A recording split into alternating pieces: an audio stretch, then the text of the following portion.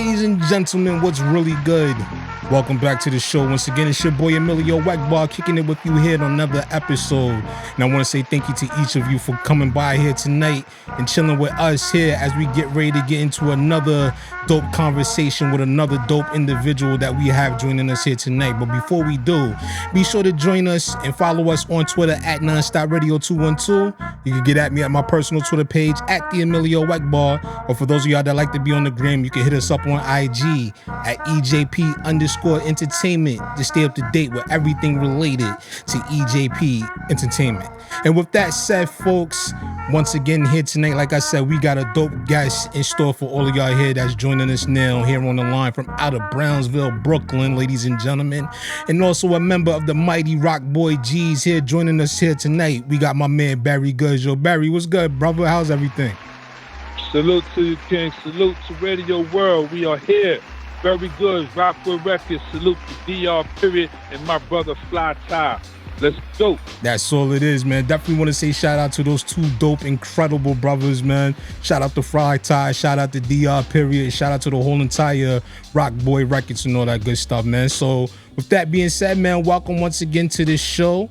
I know this is your first time here on this platform, so we are definitely delighted to have you here as our guest here tonight. And with that said, we normally like to give this point of the show, or should I say the conversation, to our guests to, you know, kind of introduce themselves to all of our audience out there. So if you would, man, the floor is all yours. Hey, yo, again, this your boy Barry Goodz, man, representing that Rockboy Record. And salute and much love and respect to my big brother, Mr. DR Period, for helping me get into this situation that we are currently in, which, as you know, just having the pleasure of putting music together and putting it out for people to get an ear on it, man. You know, I'm representing Brownsville, Brooklyn, you know, I'm just a Brooklyn dude all day long, but this not my love just don't extend to Brooklyn. My love is universal. I fuck with some of everybody all over the place, you know. I'm a universal type guy, man, but we got some good music. Rockboy Records got some good music. My Rockboy G's got some good music, and we just here, man. We here to show what showcase what we got going on. That's all it is, man. So Brownsville, Brooklyn. For everybody out there who is listening right now, if you're not familiar with the area, Brownsville has produced some of the dopest legends, I should say, in the hip hop and M.O.P. Shout out to M.O.P. and all that good stuff. Shout out to the M.O.P. first family, indeed. Absolutely. Also the aforementioned Fly Ty, you know, DR Period, you know, the whole entire Rockboy Records, yourself here as well. And then also for a lot of people out there who don't remember, man, Mike Tyson is also born and bred out of Brownsville. Larry King, right, may he rest in peace, was also from Brownsville. And then, you know, Al Sharpton is also from Brownsville. A whole lot of dope people have come from out of Brownsville, man. So, you know, the story is that, you know, all of you guys from M.O.P. to Rockboy Records, all of y'all grew up within the same vicinity of each other, man. So, like, how was that growing up before the music? Like, what was your relationship like? The relationship was, you know, we all always had a dope connection, even though we all didn't run in the same immediate camps. We all were still family, you know. It's like M.O.P. is one block over from me, so yo, me and Slap used to go to school together, man. You know, DR is a little bit older than us. He was always my big bro sitting up in the hood, you know. I remember when DR was an artist, and coming back, when he used to come back from his tours and be in front of his building, man, we find ourselves in front of his building, you know, just building with him and watching how he just had the music going on, you know. But we all just pretty much been tight, despite us being in separate cliques of going on. Our cliques was always still tight. No doubt, man. So, you know, the thing, you know, a lot of people that's not from Brownsville, we get a lot of stories from people out that way, you know, that, you know, do a lot of the coverage, especially a lot of these blogs that we see nowadays popping up on, you know, like YouTube channels and stuff like that. You know, and a lot of it has been that, you know, a lot of people in Brownsville really don't get along with one another because of the fact that, you know, the projects and everything that's in Brownsville are so close to one another that you can't be from like Seth Low and go chill over in Mother Gatson or, you know, things like that of that nature. So with that being said, like, how was y'all able to avoid all that to deform to the clique that you guys have now? Oh, that's a good question. I guess we did not let the bullshit of whatever was going on, disrespect, recognizing another dope dude, recognizing another stand-up guy. You know what I mean? I think that was so different. Like, even though Brownsville had its folk tales of dudes being greasy, we didn't grow up being greasy guys. We grew up with morals and principles that was going on about us. Despite the different cliques doing what they were doing, we never found out something in those beats. And so I would guess to say we were just blessed that did not happen for us in our era. You get what I'm saying? Absolutely, man. That's a good thing, man. I wish, more of our younger generation could take note of that. You know what I'm saying? Because, like, from what I'm hearing, Brownsville, despite, the notorious reputation that it has as of now, especially to people here in the city and also those from outside of the city that are aware of Brownsville, a lot of it has been, pretty good tales, as well as, all of the, the craziness and all that stuff too, from the get-togethers, the jams in the parks and stuff like that, and all the other community events that used to happen in and around Brownsville. I really just wish that, our younger youth and our generation could take, a page out of that book and apply that, with their relationships with other people, and, could get along a lot better. So that way, all this craziness and all this violence against one another wouldn't continue, All it takes is a dope middleman to situate it, A dope middleman will fix all that very quickly. And it's not a dope middleman could definitely fix that, but even more so, it's up to the powers that be to help these, like they got a bunch of organizations that go around, trying to diffuse all the nonsense that's going on. But these organizations are not being properly funded to keep them in place to help do what they can do, because they're built with a bunch of men that know of the problem, know how to fix the problem, but just need the more political pull to help bring it into where it could be. That's what I believe. Matter of fact, that ain't what I believe. That's what I know. That's what I see, because they got a lot of, like I said, they got a lot of dope brothers that's out there minimizing it from being even crazier than what it is. But they still need that funding to keep it pushing. Absolutely, I do agree with that one. And a lot of situations arise from the underprivileged, not making that as an excuse, but that's also just the nature of the way things are, especially in a lot of areas that are known for not having the best financial situations and stuff like that. A lot of people turn to other alternative means in order to survive, and in often cases that takes them down the wrong path. Do you ever see that it could be like peace in Brownsville? Of course. I definitely know it's doable. No doubt about that, man. So, with that being said, man, with the music and everything like that, like, what started you on your journey now? We know that DR Period was the one that brought all you guys together musically, that got you guys going and got you started on your way. But what was the starting point for you that made you want to step in and start your career with music? Well, just from being a fan, first and foremost, being a fan of hip-hop from the very beginning.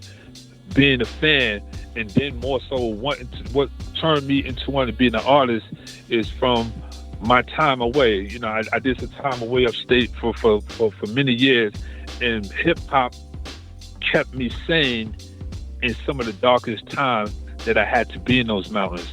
And what I mean by that, like being able to create a story in my head and made it rhyme is what kept me sane while being in the box. A lot of being out in yards and seeing ciphers go down, despite all these killers in the yards, seeing anytime a cipher was put together in a prison yard, you seeing how it calmed down the masses. Everybody just want to come and listen to ciphers. So those ciphers and just being able to articulate yourself dopely through rhymes kept me kind of sane and happy, despite I was in such a dark place. That's a good thing, because when I hear some people that go away, they always say, like, once they're locked up and they're sitting behind the wall, that it normally kills their inspiration and normally kills their spirit. Whereas some people, they can go, do their time or whatever, and they can get laser focused, and then they come back a whole different person. Like, with that being said, like, how was the feeling for you coming home and doing what you're doing now in terms of hip hop and music in general? Let me just say, prison for me was a blessing in disguise. And what I mean by blessing in disguise is that I made good of a bad situation. I didn't go there and allow prison to stop me from mentally growing. When you're put in a position that you have to stop, and what I mean, prison allows your physical brain to stop. So that way all your conscious thoughts that you've been running from, all those thoughts get to catch up to your body. Because sometimes when we're in the street, our body is moving so quickly that our conscious thoughts, our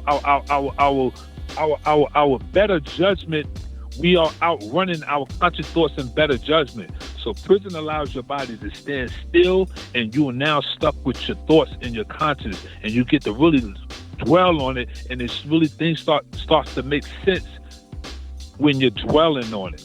Whereas when you're out and about and you don't have no time to think because your body constantly moving, you don't have time to actually give a full thought to whatever it is that's happening around you. Mm-hmm. Prison allowed a lot of grown men to go there from being kids into grown men because they got their thoughts together. They got their mind right. They got to really find out who they were. And how you find out is when your thoughts and your conscience really catch up with you and you get a chance to really dwell on it and make sense of it. So that's what prison allowed me. It allows my thoughts and my conscience, and even jewels that people dropped on me throughout my life, those jewels caught up with me at certain times of that bid, and it made sense. Whereas when it was given to me, I heard it, but I didn't understand it.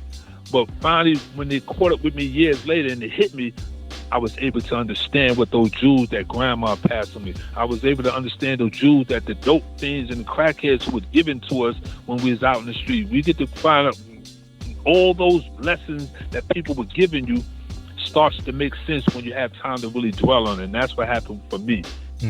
Those thoughts caught at me in the middle of the night, 3 o'clock in the morning, or whatever and it hit me, and like, wow, that's what grandma meant. Oh, wow, that's what dope fiend Charlie meant, And so that was for me. That was a blessing for me, that my body got to stop and my thoughts get to catch up with me, and I was making me a better person due to it.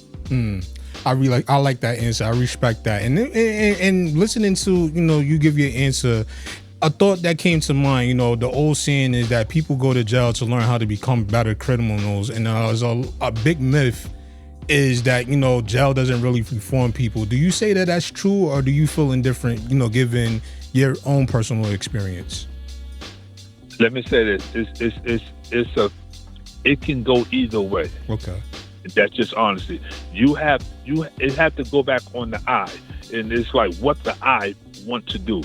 Do the I want to put myself back in another position where I have to come back here and allow these people to tell me when I can shit, when I can eat, when I can go to sleep, when to wake up, Or you do got some guys that go there and become better criminals, but that's where their mindset was, Mm-hmm. So it's all about on the I, on what the I wants to do with life. Do I want to gamble with life like that again and allow this to happen for me again? Or do you become a better person? Because as I said, when your conscience and your thoughts and all the humane person about you catch up with you, you get to make a conscious decision on what you want to do with you. So I was blessed enough to feel like I made a conscious decision on what I want to do with me. I like that answer right there. Thank you for that one, man. So, what was the first thing that you did when you got home from jail? What was the first thing that you wanted to do being a free man? McDonald's French fries. I kid you not, King.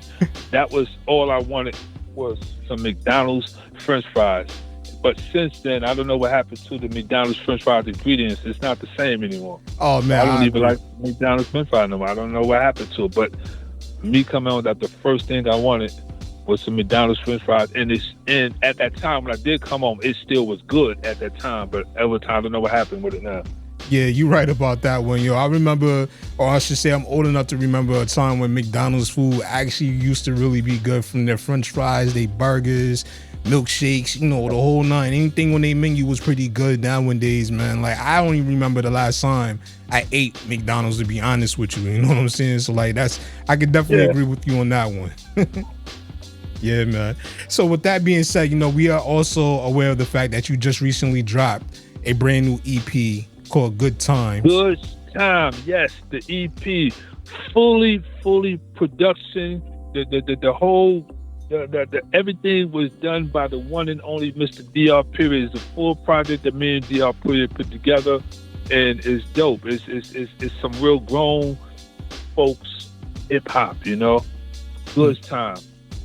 No doubt about it. I was just listening to it before, you know, we had the chance to, you know, sit down and conduct this conversation and everything together, man.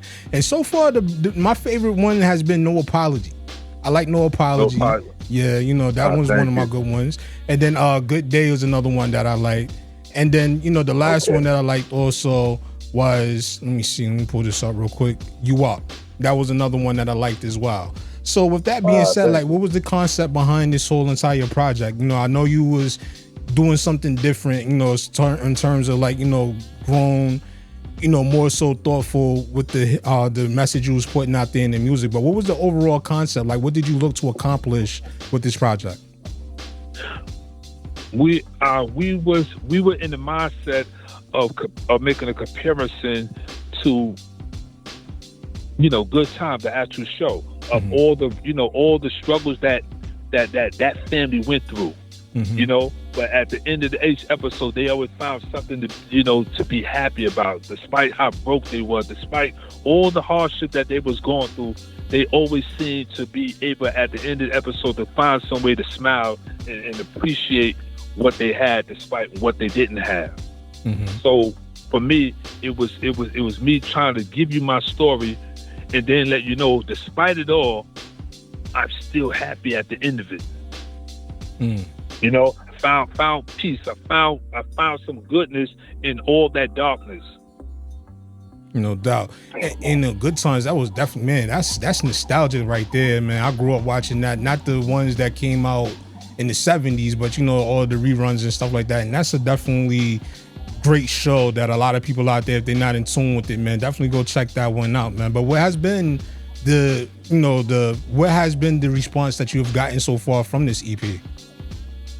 People like the fact, like, you know, I speak with a lot of grown people. You know, a lot of grown people today are they're first. I don't listen to hip hop no more. You know, that's the first thing they tell you. I don't even, because of where the music is today. Is not their taste anymore. So putting this project on their lap to go and give it a listen to, it brought them back to the fact of how they loved it, the story structure of how hip hop once was. When you know how you could listen to somebody talk and you could kind of visualize it inside your mind as you're hearing the rhyme go on. So that's what they're appreciating. Their love, like, wow, I seen that, I felt that. I can vibe with that, because that was some grown folk talk right there for me. And they love the tune that it was riding on. I can agree with that one, man, because, like, you listen to a lot of music nowadays, it's just, like, especially in hip hop, like, you know, it's over sexualized, it's overly violent, it's got a whole lot of different messages in it, and I understand people are speaking their truth or what they perceive as their truth, but it's like, you know, like, the hip hop music of today is not the same as before. Even though I know they were talking about the same things in a different way back in those times, but it wasn't glorifying it. It was telling you this is what it is, and this is how they got through it, and this is how they got out of that situation. And it was more so intended to be inspirational and also let people know what was going on in the hood. Whereas nowadays, you look at it and you listen to music, all it's about is how many people they done killed, how many bodies they got on their gun, and how many females they done slept with, and vice versa. And it's just a lot of craziness nowadays. So, like, when I listened, you know, to Goodz Time, you know, I really was able to appreciate the grown feeling, the grown man mindset within the music, because it was talking about something your story and everything, and you was talking about good times, you know, through all of the dark times that you have been through as well. So we really do appreciate good music like that. Do you feel as though that music in general, or hip hop in general, will ever find its way going back to that, now that, you know, a lot of people aren't really feeling the way hip hop is currently?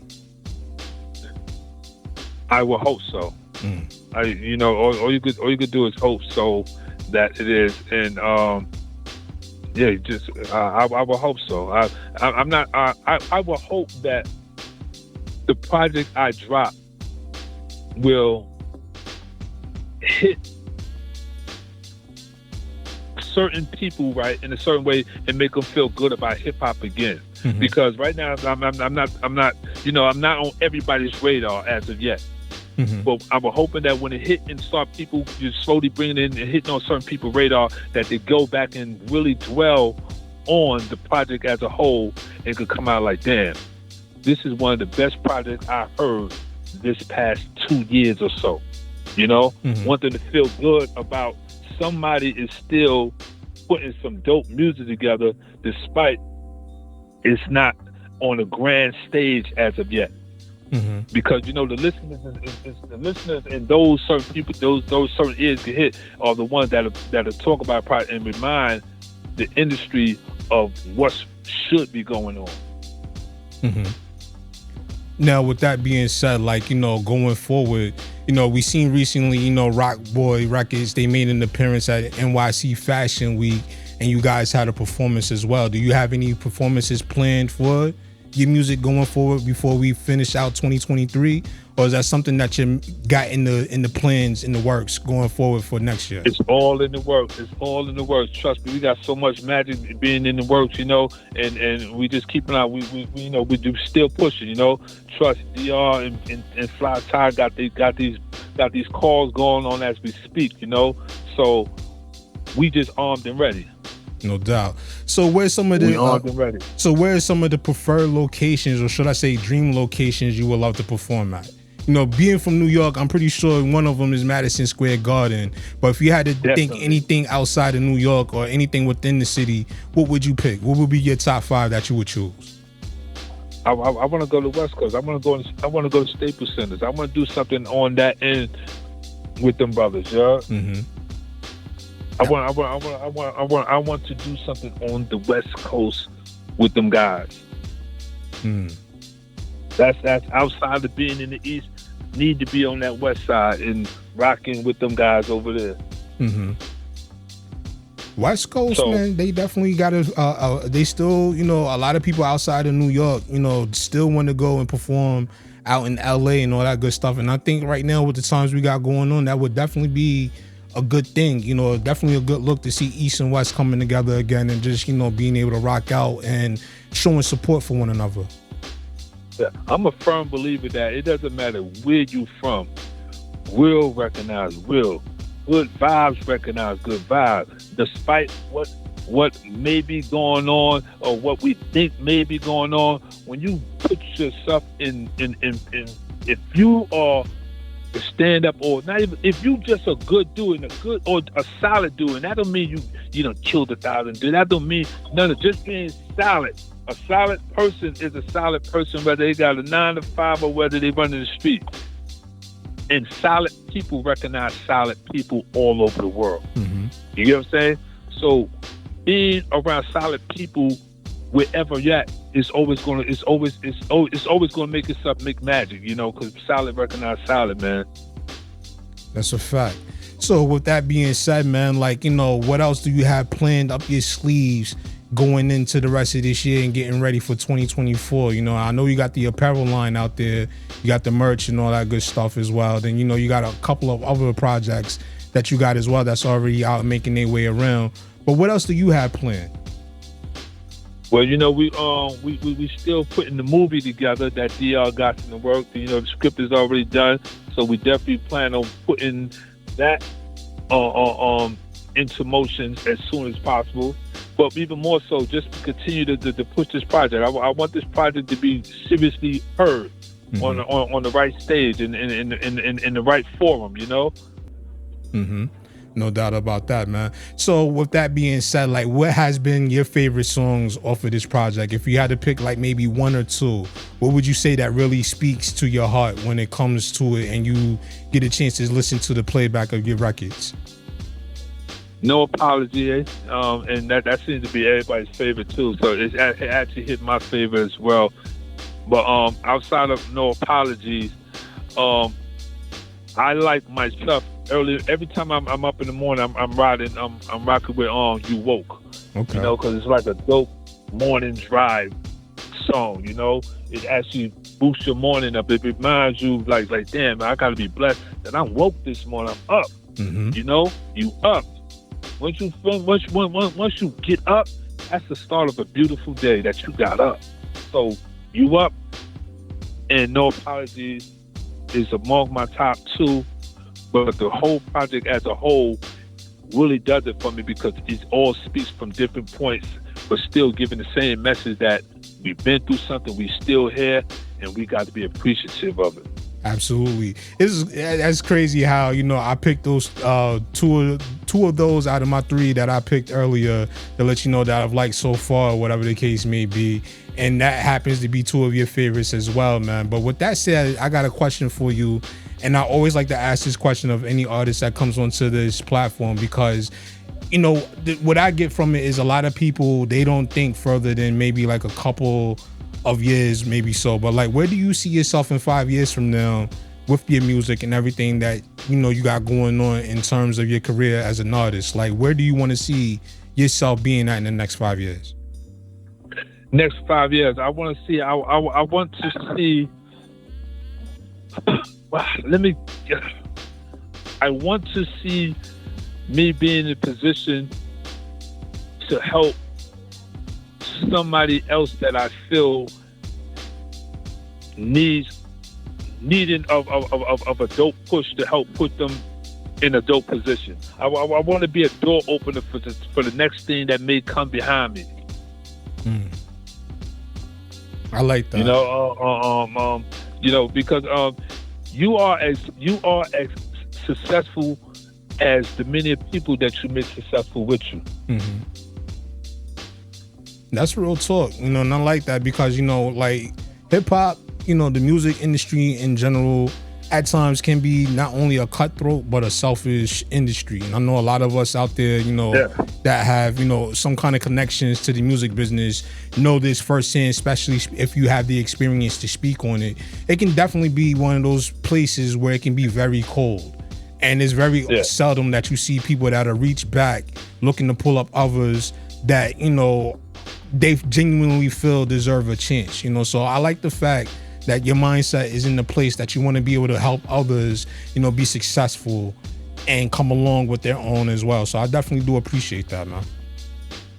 Thank you, appreciate it. No doubt, man. So with that being said, before we get ready to wrap everything up, man, for all those out there that is listening right now, how could they get in contact with you, you know, to bring you onto their show? How can they also, you know, get in touch with you for like any performances, to listen to your music, or even, you know, cop some of your merch and even follow you on social media?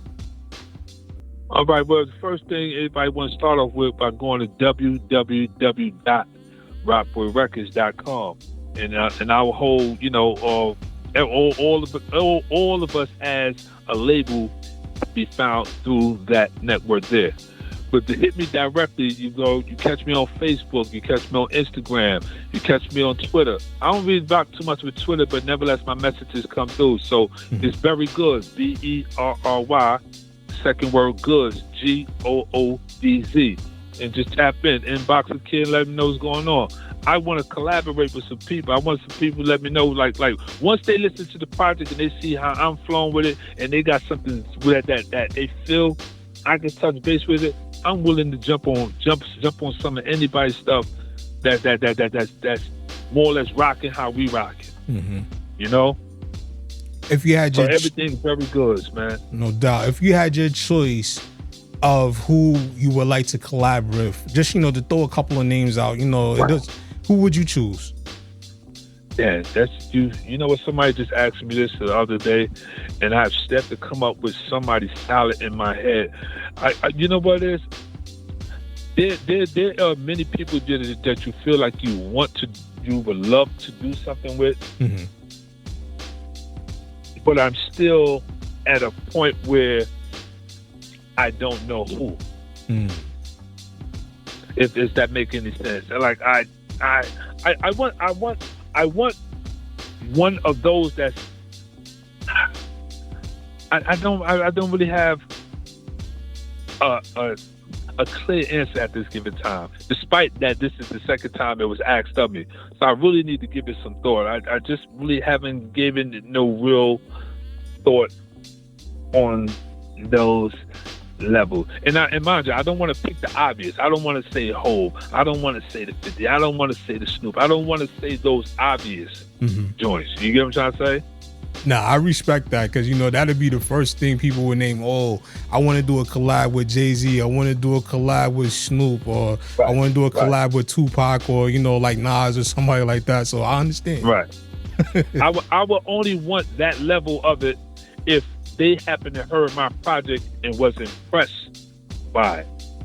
You get what I'm trying to say? Right. If they happen to heard it and was so impressed by it, then that would make me say, all right, he or she understands what I was trying to do, and they were impressed. Now I can say I got something where I would love to do something with that person because they understand where I'm at in my pocket. I get that one totally, you know, and when it comes down to it, you know, you got a lot of people out there that, you know, they want to jump on every single record, you know, or every feature opportunity that comes their way. Would that be something that you would advise as somebody that's been around the music industry for a long time, or you feel as though they got to do what they feel as though is best for them in their career? I wholeheartedly say explore every opportunity that's presented to you. You know, because opportunity is what makes the magic. When you're afforded opportunity, it can open so many doors when you make best of the opportunity. You get what I'm saying? You gotta think about it. A lot of us got into play of a positioning is because opportunity presented itself, and it's how you execute from that opportunity. You may jump on something that's trash and made it a doper song because you got on it, but you felt. But you ain't just jump on just to jump on. You jump on with the mindset of I'm going to add value to this.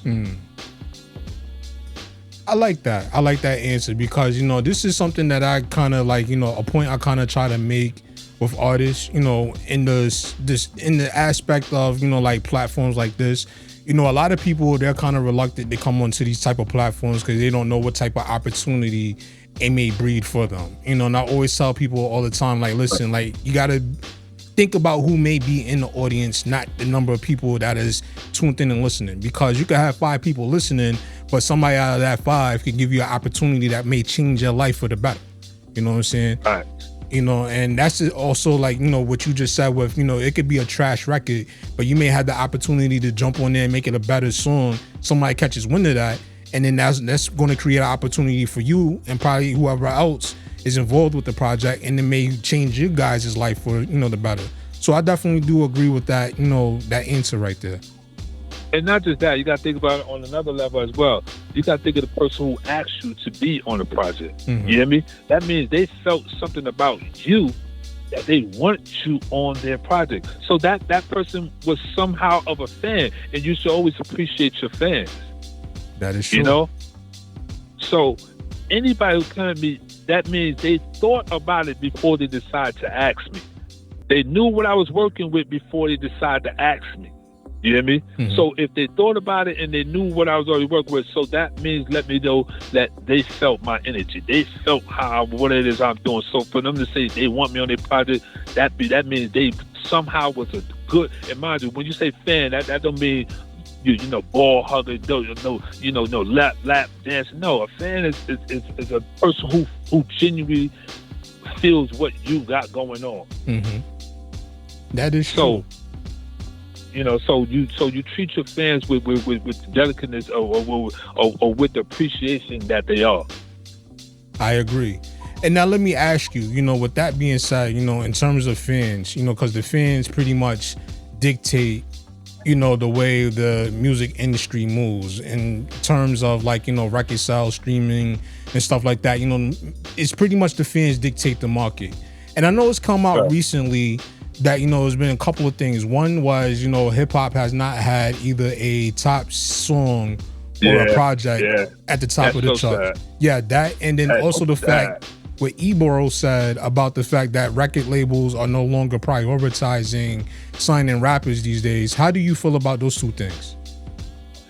You know, I had a conversation on this recently, and this is just my point of view. My point of view is not the world point of view, this is my point of view. Mm-hmm. I believe once those execs, you know, there was that one time when execs was in love with hip hop. And what I mean by that, I go back and I watch these old clippings of how the label exec was at the show. Remember, you got to go back to the Steve Rickens. You got to go back to the Russell Simmons. To those guys were young and vibrant, and they loved it hip hop. They was out there running with whatever label jacket they was out there in the mix. So they knew what good music was because they was so in love with hip hop. Today, I believe, not just what I believe, these guys are not connected to the music. They're only signing those that they saw was impressive on TikTok. They only sign those that they saw that was impressive on Instagram. You hear me? Mm-hmm. You have to have already a following before they even decide to give you an opportunity. And then it's because they liked it. They only looked at the numbers. The numbers is what made them push the project. Not the fact that, no. When Russell and them was pushing those brothers because they loved it, the music that they was pushing. It didn't have no fan base. The music that they loved didn't have no fan base at first. They loved the music first, and then they created a fan base. So now the music has to create a fan base, and then it get pushed. You know, they took something raw and made a fan base. They put it out there because they believed in it. They ran around with it. That's real talk. You know, so that's just my view on it, man, you know? Nah, you right about that one. I share, you know, the same or similar views with you because this is something that I've been saying for a long time. And a lot of people may consider me a hater or probably consider me old school when I say what I'm about to say next. But I feel as though that the numbers game kind of hurt hip hop in the long run because they wanted people to come in that was already ready made, that had a fan base, that had, you know, everything that they was looking for, so they wouldn't have to do so much work in creating and developing an artist. Whereas, you know, back in those times where, you know, if you wasn't nice, people wasn't fucking with you at all. You know what I'm saying? So like now they can take the most garbage artist that's out there right now and make a star out of them basically because this artist got a high number of listeners or a large audience that's following them, and they go and put these people out there and they don't really bring nothing of any value to the table when it comes to hip hop. So I agree. And sometimes it don't need to be about the music, it be about the buffoonery that they're doing. You know?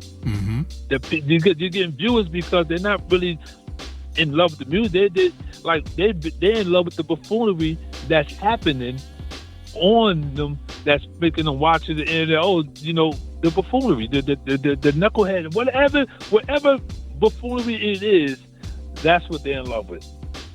That is true. And that's sad, you know, that, you know, kind of like buffoonery has taken the place of actual skill and talent and passion for the music. You know what I'm saying? Not to say that, you know, there's not people out there now that don't have passion for the music. It's just the fact that they're overshadowed so much by the buffoonery in the music industry that they get pushed to the bottom, and you gotta really like dig for these people that you can tell have the passion for their music. Right. Yeah, no doubt, man. You have to. They're turning you from being the cool and calm, collective one who you are, to having to act a fool in order to get a following, so that way you can try to sell records. But that goes back to what you said earlier about having morals and principles. People gotta learn how to stand on those values that you have instead of, you know, wanting to chase after the fame and the gratification. Because to me, like, when you stand on those principles and those values, you may not be successful on a large scale like you may want to. Dignity, in fact. Exactly, you know what I mean? So that's my point I was, you know, going to make about that one. Yeah, no doubt, man. It's sad, but it's where we at, and all we can hope that you know, the industry makes another transition and getting back into it, because you know, throughout the years it made a huge amount of transition. So you can only hope that it transitions itself back into that, or even better than that, which it was. I think it will. I think just what's going to take is people just going to have to get tired of the old system and the old antiquated way of the way things are done and create a new system. I don't know how true that will be for some people out there listening, but that's just something I've always felt as though, you know, like, you got so many different tools and avenues in order to take the approach, you know, as an artist these days to, like, get your music out there. It's just, you know, people got to get tired of always trying to, you know, make it onto the mainstream platform and fuck with some of these platforms like mine or some of the other, you know, places all around the industry that are opening the doors to what is hot, what is actually something that is of value to the music industry. Right. Yeah, no doubt, man. So, Barry, man, we definitely want to say thank you, man, for taking the time out of your schedule to come up here and rock out with us, man. We definitely did enjoy this conversation here with you today, and it was definitely an honor having you present here on our platform. Before we get ready to get out of here, do you have any, you know, like, last words or shout outs or anything? Again, man, I just want y'all to pay attention to what we're doing over at Rockboy Records, man. Salute my brother, big brother, brothers DR, period. Salute my king, motherfucking Fly Ty. You know, we out here, man. Salute to the whole Rockboy G's, Donnie Brown, Cuz of Sosage, Absol, Bron Shade, Murder, Wu, Playboy, Mashika, and you know, the list goes on, man. We out here and we making ourselves known out here. We see us, man. Salute us, man. It's a Rockboy G thing, Rockboy Records. Very good. Check out the project, Goodz Time. Let's go. Absolutely, ladies and gentlemen. And we're about to get into this EP right here, Goodz Time, next. So keep it locked and stay tuned. It's your boy EMillio EgBar. We'll be back with much more right after this.